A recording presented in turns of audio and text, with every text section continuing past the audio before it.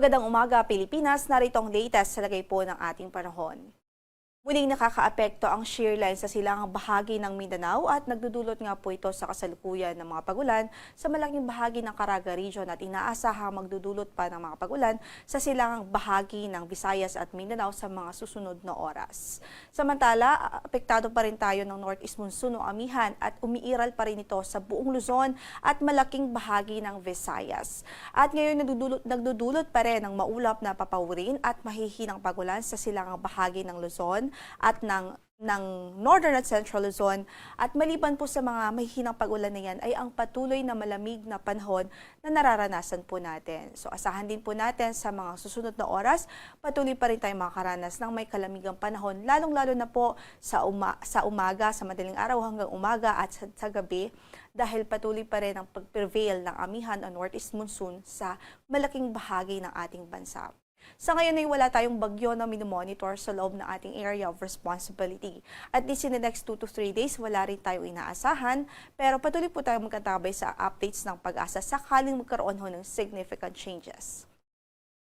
Sa pagtayo ng ating panahon para sa araw na ito, magiging maulap pa rin ang papawirin at may tsansa pa rin ng mahihinang pagbuhos ng ulan. Any time of the day, dito po sa Cagayan Valley Region at sa Aurora Province, maging sa mga lalawigan ng Apayao, Mountain Province, Ifugao, at maging dito po sa Apayao, Kalinga, Mountain Province at maging sa Ifugao. Samantala dito sa Metro Manila at natitirang bahagi ng Luzon, bahagyang maulap hanggang sa maulap ang papawirin at may tsansa lamang ng mga pulupulong mahihinang pagbuhos ng ulan.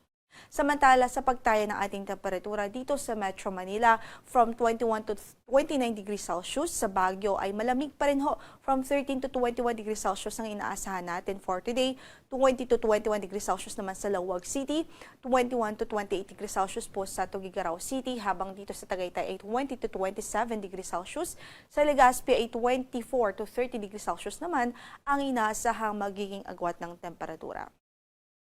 Samantala, dito po sa Eastern Visayas, sa Leyte, Southern Leyte, maging sa Caraga Region at sa Davao Oriental, asahan natin ang maulap na papawirin at mataas na tsansa ng mga pag-ulan.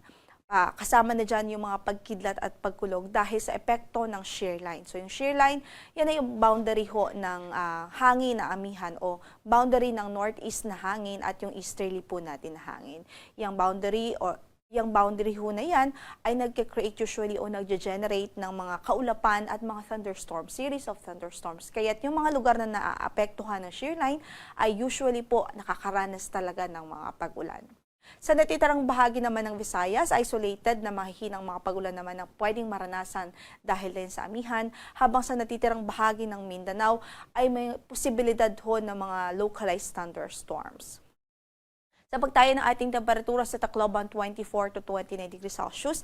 Gayon din sa Cebu City at 24 to 30 naman sa Iloilo. 25 to 31 sa Puerto Princesa, sa Kalayaan Islands ay 25 to 29 degrees Celsius. Sa Cagayan de Oro ay 23 to 30 degrees Celsius. Sa Zamboanga ay 24 to 34 degrees Celsius. Habang sa Davao City ay 24 to 32 degrees Celsius ang inaasahang magiging agwat ng temperatura. Sa kasalukuyan, wala po tayong gale warning na nakataas ngayon sa anumang bahagi ng ating mga baybaying dagat. At ang sunrise po natin is 6:25 in the morning. Sunset naman natin later is 5:54 in the afternoon. Bagamat wala po tayong gale warning, ay patuloy pa rin nating pinag-iingat ang ating mga kababayan, especially yung mga gumagamit ho ng maliliit na sasakyang pandagat dito po sa Hilaga at silangang bahagi ng bansa, lalo na't umiiral pa rin at prevailing pa rin ang amihan sa bansa. Yan ang latest mula dito sa Pag-asa. Ito po si Lori de la Cruz. Magandang umaga po.